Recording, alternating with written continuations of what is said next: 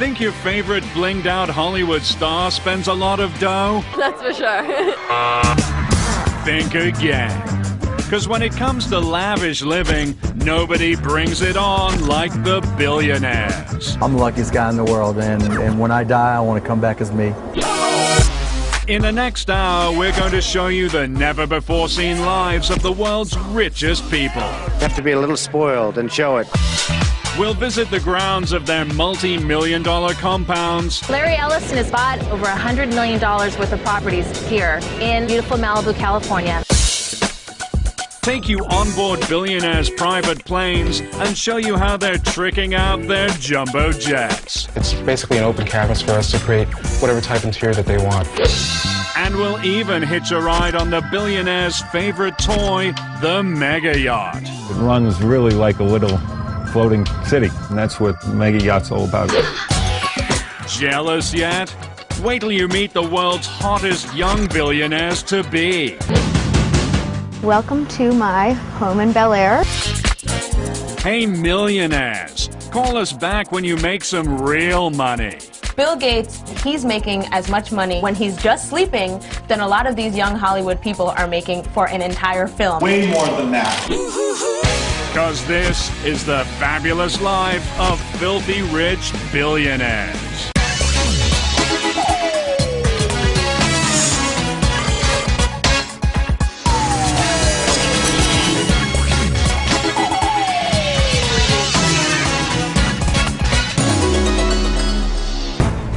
In 2006, Donald Trump filed one serious lawsuit in civil court, demanding $5 billion in damages.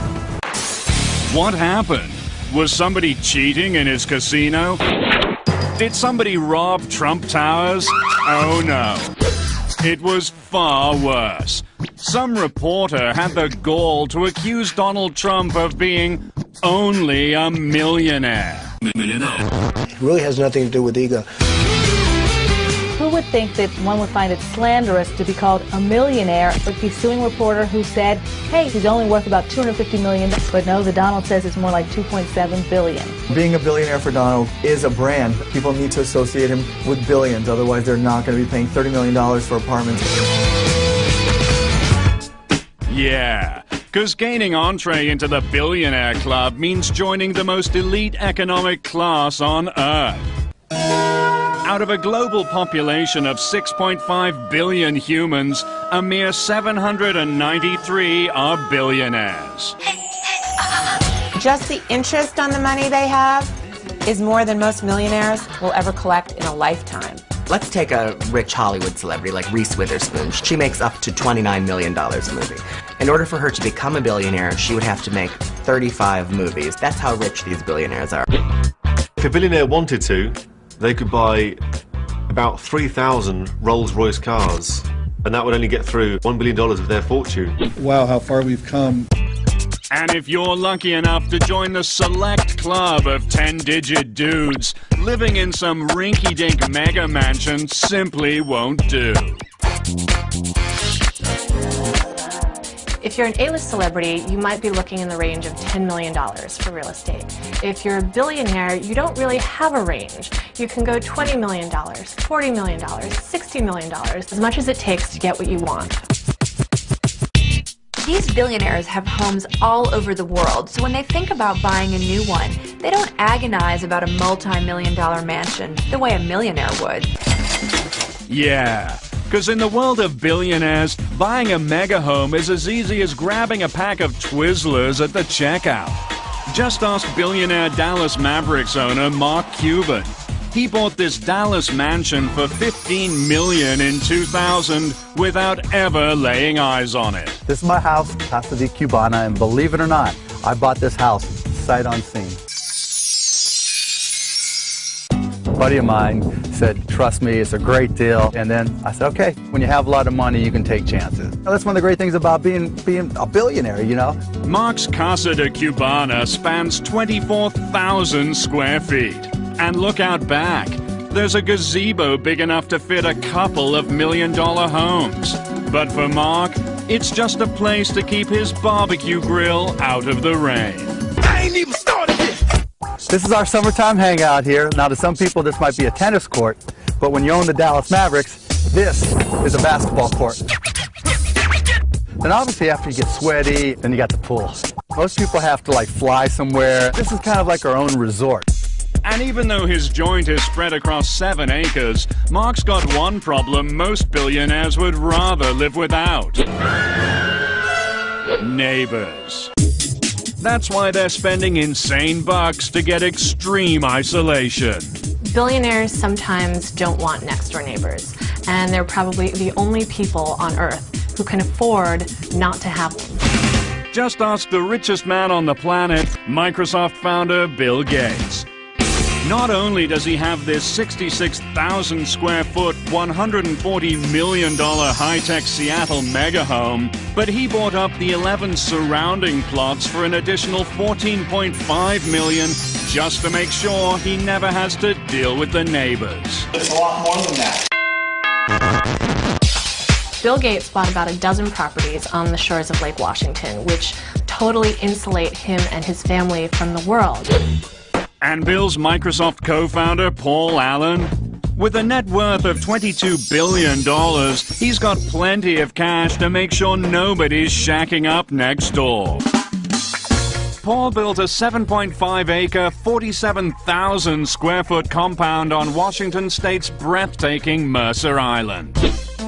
This $120 million estate has not one but 5 mansions, including a 10,000 square foot abode for Paul and a 6,500 square footer for his mommy. I think it makes a lot of sense. One mansion is for his mother. The others might just be buffers so that he doesn't have to have somebody living next to him. But no billionaire spends for complete privacy like Oracle founder and $16 billion man Larry Ellison. He already owns $245 million worth of real estate around the world. It's bought and paid for. But Larry wanted even more solitude. So in 2003, he set his sights on a nice quiet spread in Malibu Beach. Only problem? There's no such thing as a nice quiet spread in Malibu. Everyone wants to be on the beach in Malibu. It is tightly packed, with celebrities and millionaires. So what's a poor billionaire to do? Easy. Larry just bought up a whole swath of homes in Malibu's most exclusive area, Carbon Beach, and made himself the only kid on the block. It's so rare to actually get property available on Carbon Beach. Behind us here are 5 consecutive properties that Ellison recently purchased. He actually went up to the doors and knocked and said, I'm going to give you an offer that you can't refuse, and basically they decided to sell. Yeah. Yes, that's 5 ultra-plush beachfront properties in a row, just for a little freaking privacy. Within the last few years, Larry Ellison has bought over $100 million worth of properties here in beautiful Malibu, California. If you have a palace, that just gives you cachet way far above and beyond a regular billionaire. Owning a palace is the ultimate in billionaire living, and one of the fringe benefits of being a royal billionaire. Can you imagine calling Domino's Pizza and say, like, yes, I need like a pepperoni pizza, sent it to the palace. But if you thought palaces were just something of the past, think again. 'Cause these days, billionaires are building brand new ones. Bigger and more tricked out than in the days of yore. Take this guy, the oil-rich Sultan of Brunei. He built himself this shiny new palace in the early 80s. And at 2.1 million square feet, it's the largest residential palace in the world. This place is gold-domed. It's bigger than the Vatican. It's on par with Versailles. It's got 1,788 rooms, and its dining room seats 5,000 people. Then there's 49-year-old Saudi Prince Al Walid. In 1997, he dropped $130 million to build his very own palatial oasis. Why not when you're worth $20 billion? Prince Al Walid of Saudi Arabia's palace is bigger, grander, more lavish, probably, than the homes of the top 5 billionaires in the world put together. This is someone who's living truly the most luxurious and wealthy lifestyle that you can imagine. Close your eyes and imagine Prince Al Walid's personal paradise in Riyadh, Saudi Arabia. With 317 rooms, this Mideast mammoth checks in at 400,000 square feet. It's got a 20-foot-high wall of water fountain and a 75-foot-high foyer framed by dual winding staircases. There are also indoor-outdoor swimming pools, a screening room, a bowling alley, and a beauty salon. I feel at home, really. I like it. And just like a Sahara sandstorm, Al Walid's ginormous palace has been known to swallow travelers whole. I got lost in in his closets. They just would go on and on and on. You had no idea where you were. Everyone walks around the prince's palace with walkie-talkies and say, I'm in this green room. Oh, that's the so-and-so room. Go into the blue room, and then a quarter mile later you'd be somewhere and maybe someone would find you. Good thing the prince has a staff of 180 to help with search and rescue. So Al Walid can kick back in front of one of his 520 TVs and worry about what really matters. His money. The stars. Unreachable normal human has $1 billion.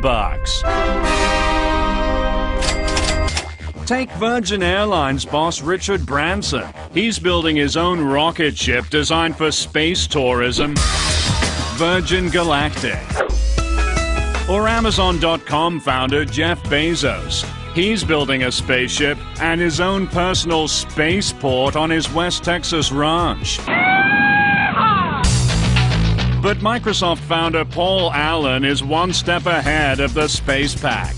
His Spaceship One was the first private rocket to leave the Earth's atmosphere. It seems to be a logical thing for a billionaire because it's a new way to spend money. So if you have the billions, why not buy yourself a spaceship? It's not often you get a chance to participate in the making of history. And if you think their rocket ships are far out, check out how they're jet-setting around Mother Earth. A must for a billionaire is owning a jet, ready to go anywhere at any time. You don't want to be a billionaire having to wait in line at the airport. You need to be able to pack your bag, get on a plane at any time of day or night. These billionaires fly around in their private jets the way you and I commute to work.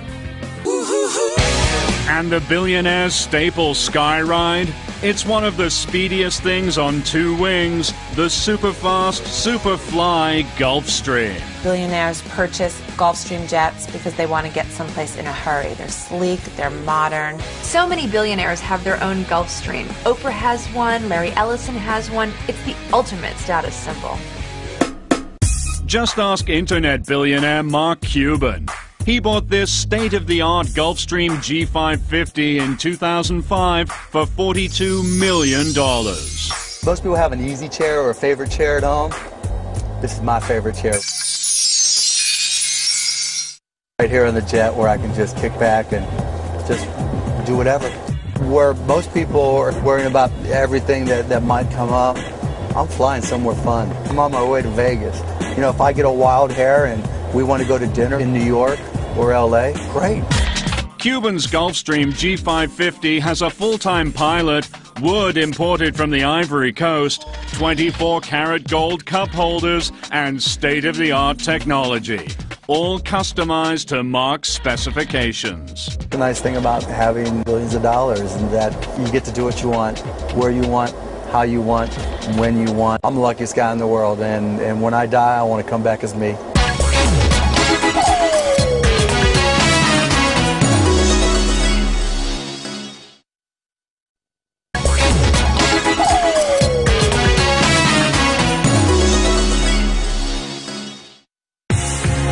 While the Gulfstreams might be the sleekest thing in the sky, for billionaires who want a little more legroom, they're buying their own jumbo Boeing jets, turning airborne behemoths into their own personal mansions in the sky. Boeing Boeing is known for building commercial airplanes for American Airlines, Delta, but when the billionaires started snapping up these planes, Boeing started a special division just to build aircrafts for billionaires. You have to be a little spoiled and show it. And Donald does. He's got his own 727. Then there's the Google guys, Sergey Brin and Larry Page. They bought themselves a banging Boeing 767 in 2005. And Saudi Prince Al Luid, he travels in style in his own 747, the monster of the Boeing line, with a staggering 40,000 cubic feet of interior space. I spend quite a bit. That's right. While the sticker price on your average jumbo jet can run over $200 million, billionaires are spending way more than that to make them nice and comfy. Lights, please. Here's your typical commercial airliner. Cramped seating for 500, 6 tiny bathrooms, and stale peanuts. 1 bag per passenger. But when a billionaire gets hold of a jumbo jet, out go the seats, and in go all the amenities of a palace. Plus all the peanuts you want.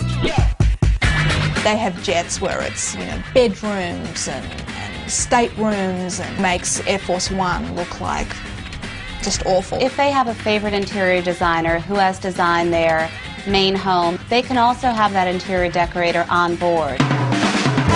Or they hired this guy, Edis Doré, the New York City-based high-end interior designer who specializes in reinventing jumbo jets for billionaires. When a billionaire comes to us with their aircraft, it's basically an open canvas for us to create whatever type interior that they want. And Edis, he gets some pretty insane requests. It's anything from a modern interior with a jacuzzi, or a Playboy's aircraft with an entertainment room with a stripper pole. And another client wanted us to have their 747 essentially look like the entrance to Skibo Castle. And the upper deck lounge was basically a smoking room that you would find within the castle itself. The cabin's only limited by the person's imagination. Yeah, because when you're a billionaire, the sky's the limit. Step aboard the Shadow. With a spa, beauty salon, a 5,000-bottle wine cellar, floating putting green, and its own onboard security force, it's the ultimate dream yacht, right? Wrong. For billionaires, the Shadow's just a floating storage space, so they can tow big-ticket toys like helicopters and limousines behind their yachts. The Shadow has put billionaire boating over the top. It drives along behind the yacht and basically offers all the comforts your mansion back at home and puts it out at sea, and you can take it anywhere in the world with you. To rent the Shadow for 1 month, it costs seagoing billionaires nearly $500,000. But if billionaires have got ocean-going storage like this, you'd better believe their actual yachts are out of sight. Yeah. A celebrity and a millionaire can charter a yacht. A billionaire is the one that owns it. A yacht is one of the most expensive things that you can own in the entire universe. The insurance value of this boat is more than $100 million. And please, don't call them yachts. Billionaires have mega yachts. What's the difference? A yacht maxes out at a measly 80 feet and usually costs under $1 million. But a mega yacht, it can be 200, 300, 500 feet long and cost hundreds of millions of dollars. These mega yachts are just different class. Some of them take up to 3 years to build. They have to be built in special shipyards. There are only about 80 of these mega yachts in the world, so it's an incredibly exclusive item to own. When you get to a yacht over 350 feet, you can't even dock it. You need to keep it in the water and then take another boat over to the dock. When you're a billionaire and you've got a yacht, you can basically turn it into your own floating cruise ship and have everything you want and totally kit it out. Yeah. Want to see one of the 10 largest billionaire mega yachts in America? Step aboard Blockbuster founder and Miami Dolphins owner Wayne Huizenga's personal mega yacht. Before he made his billions, Wayne used to drive a garbage truck. Now, he's at the helm of this, the Floridian. This is the Floridian. It's definitely a billionaire's yacht. Comes with a large cinema upstairs, a viewing lounge up there. Down below we have a swim-up pool, which is also a jacuzzi and a hot tub. She also comes with a big helipad on the aft deck, so we can land a 14-passenger helicopter. She carries 17 crew, and she has 6 staterooms, so you can sleep up to 12 guests. She can go transatlantic 2 ways without fueling her up. It runs really like a little floating city, and that's what a mega yacht's all about. But at 228 feet, the Floridian is at the petite end of the mega yachts. These days, some billionaire sailor boys are playing real-life battleship to prove who has the biggest, baddest yacht on the sea. Who has the biggest yacht in the harbor is a favorite billionaire's game to play.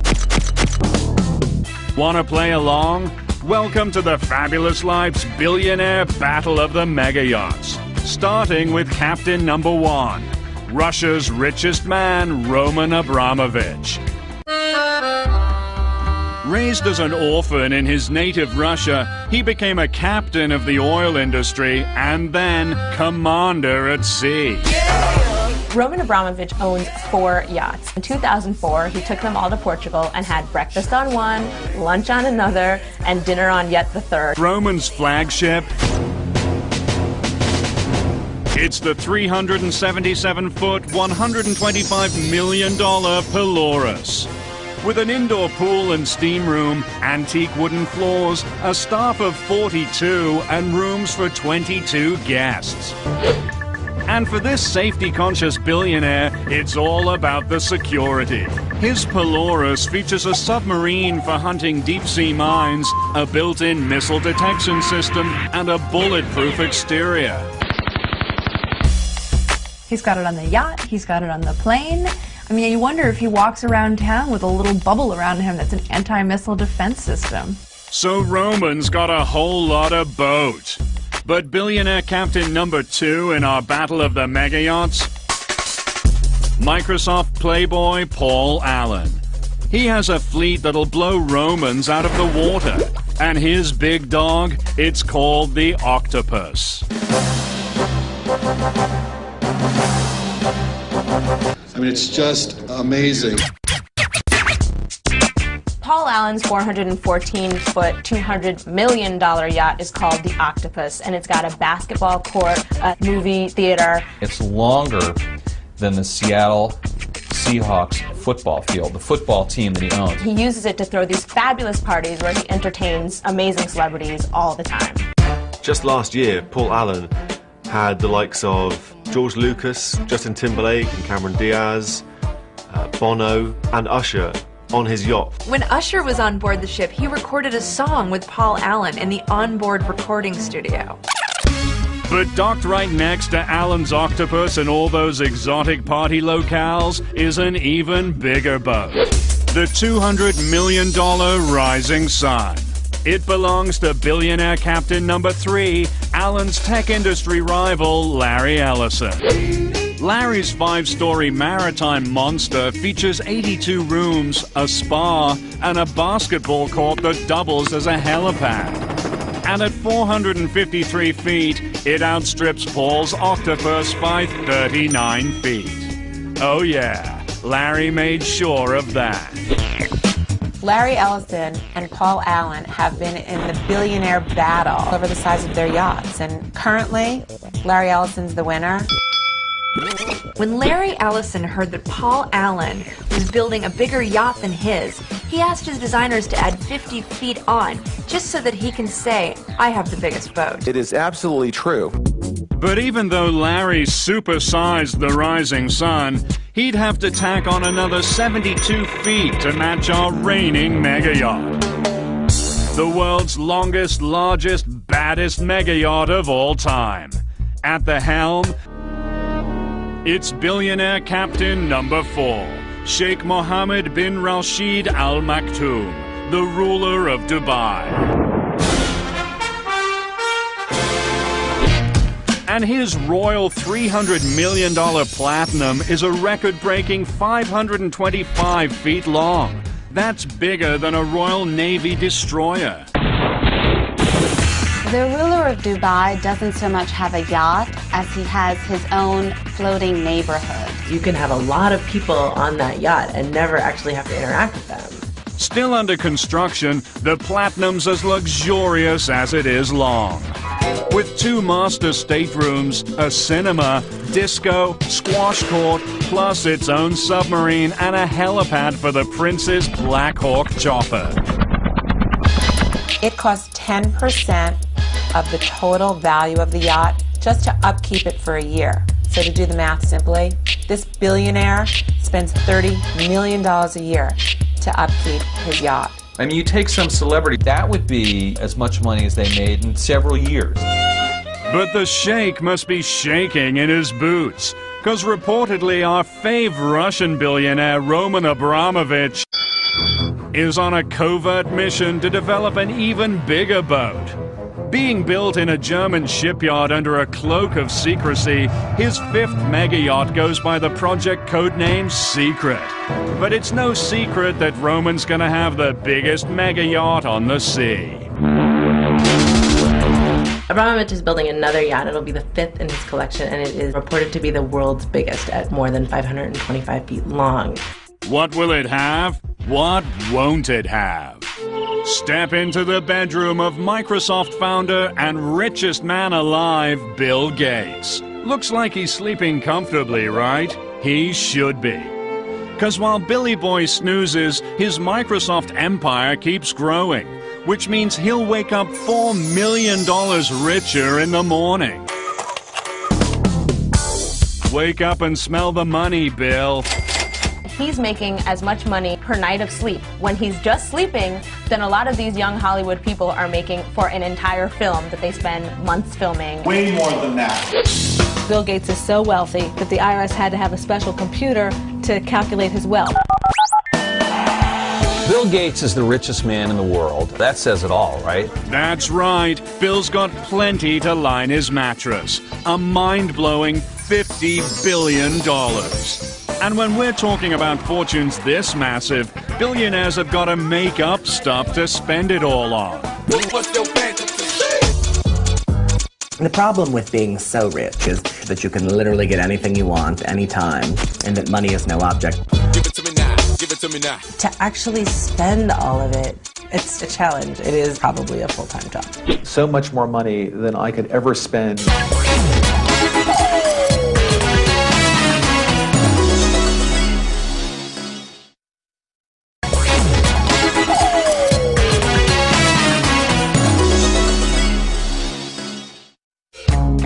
Billionaires buy things that even the super rich would think is extremely extravagant. It's called fantasy spending. Take billionaire record company mogul David Geffen.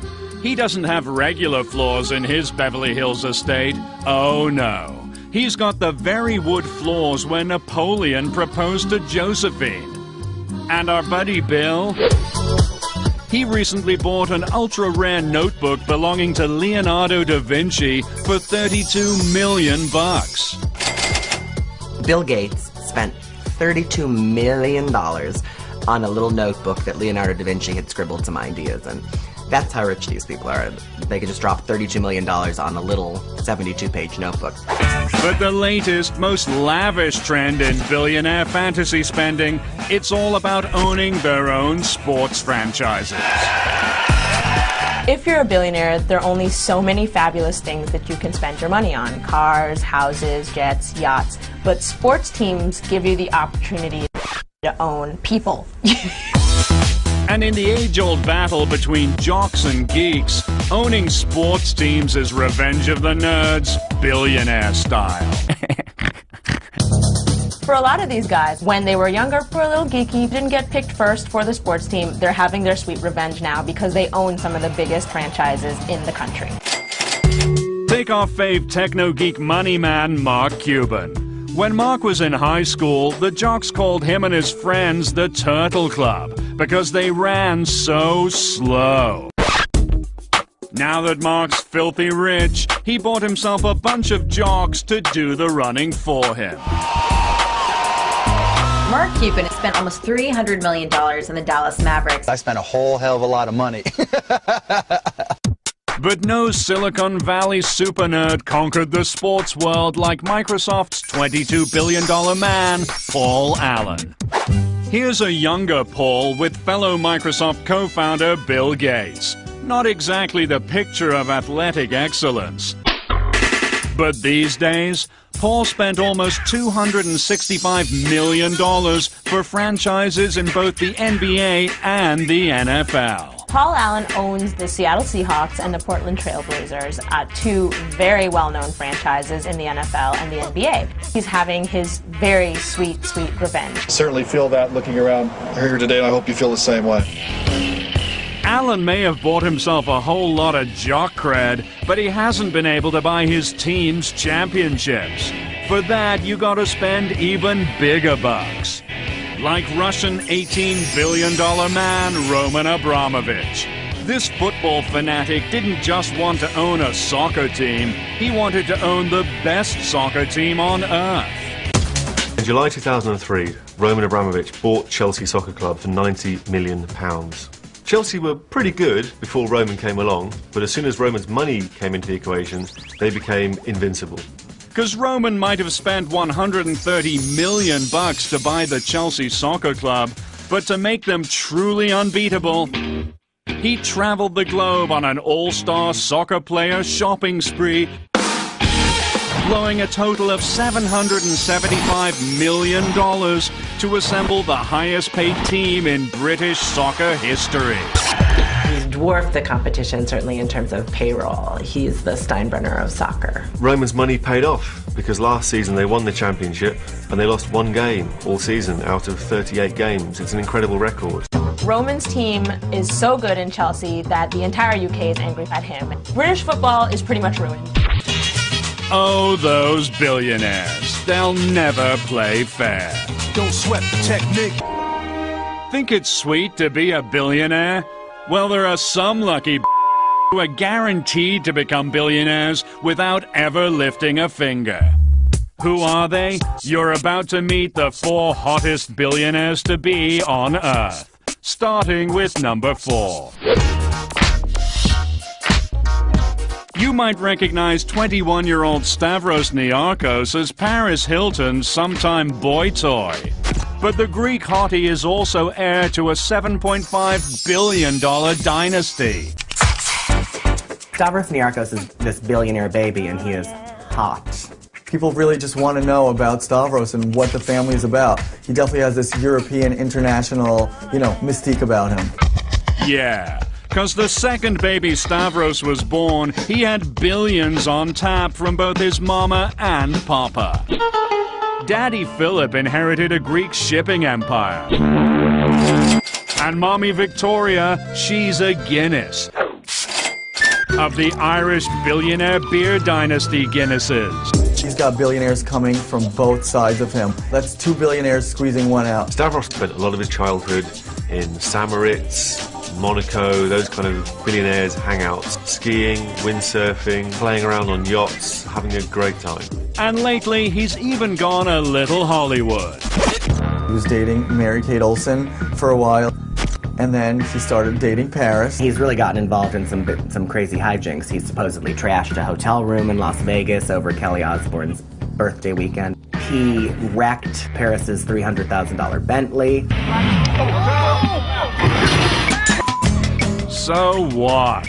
This guy can smash as many Bentleys as he wants. That's hot, whatever. Stavros just earned the first installment of his future fortune. With his 21st birthday in April 2006, he inherited $275 million. Just a taste of the riches to come. Number 3, Amanda Hearst. She's 22 with brains, beauty, and a last name that's truly legendary in the world of American money. Amanda Hearst is a descendant of William Randolph Hearst, the legendary newspaper man. You know, the Hearsts, of course, are worth billions, through their publishing empire. Amanda Hearst is really keeping up the tradition of an old-school billionaire-to-be. She has just sophistication, style, and class oozing out of her. Amanda's an heir to a $5.2 billion publishing fortune that includes 12 daily newspapers and over 120 magazines. And she isn't just sitting pretty on the Hearst media empire, she's looking hot in front of the camera too.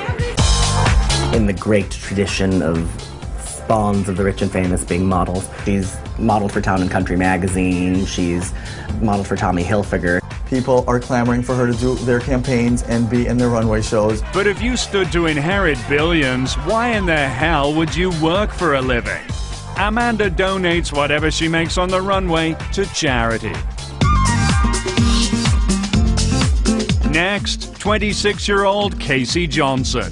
Casey's dad is sitting on an old money war chest of $3.6 billion. The Johnsons' money comes from Johnson & Johnson's, baby powder, Band-Aids. You just go into the medicine cabinet, there's tons and tons of Johnson & Johnson product. Her dad also owns the Jets, so basically they're definitely a powerful name in this country.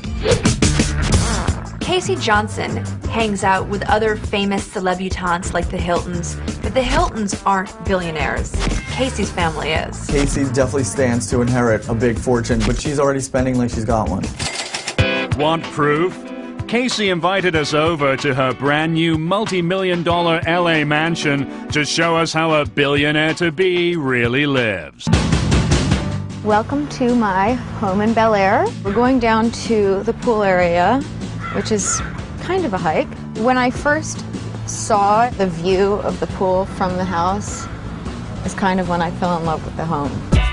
And there's a lot to love. With a formal sitting room, a dining room, and even a guest house for her full-time live-in chef. But who cares about that stuff?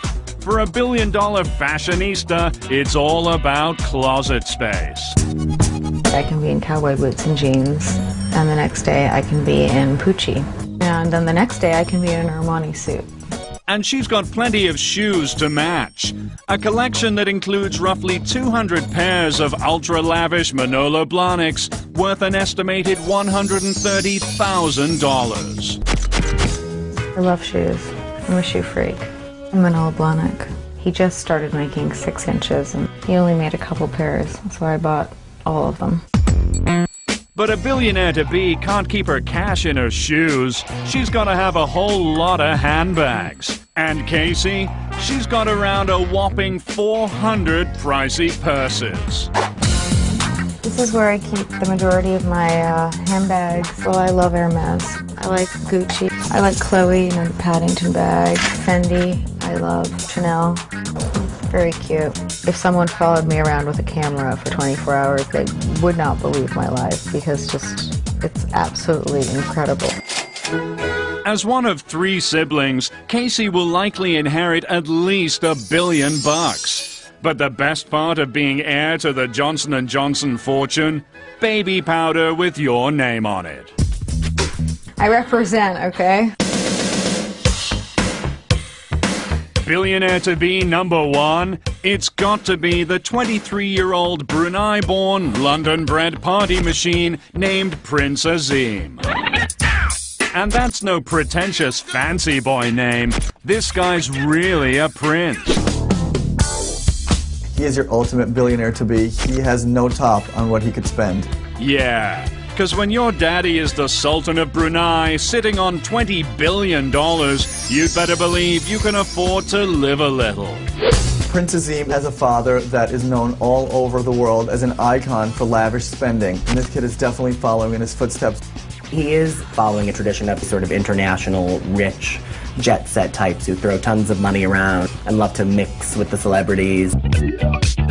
When the raging royal turned 23 in 2005, he flew in half of Hollywood to help him blow out the candles in London. Prince Azim whisked in some glamorous celebrities: Scarlett Johansson, Misha Barton, and Kid Rock. Kid Rock. Get me Kid Rock. Everybody wants to get some stupid cash, right? And when the young prince isn't just importing celebs for his shindigs, he's lavishing them with expensive gifts to make sure they're best friends forever. Prince Azim really, really loves to go over the top when he wants to meet someone he really likes. That's for sure. After seeing Usher live in 2001, he reportedly sent the R&B stud $250,000 worth of booty, including a pair of Nikes encrusted in diamonds. Ooh, baby. It was really, really sexy. And now they're friends. It worked. Oh yeah. Because when you're one of 4 sons set to divvy up a $20 billion oil fortune, everyone wants to be your buddy. When I say fab, y'all say life, fab, life, fab, life. When I say fab, y'all say life, fab. Oh, yeah. You wanna ball like me, floss like me, wear Gucci and Louis Vuitton like me, dress like me, get the best like me, private planes all over the rest like me, crystal heights, forget about the price. I'm living that fab life. When I see something, I don't think twice. I'm living that fab life. Now when I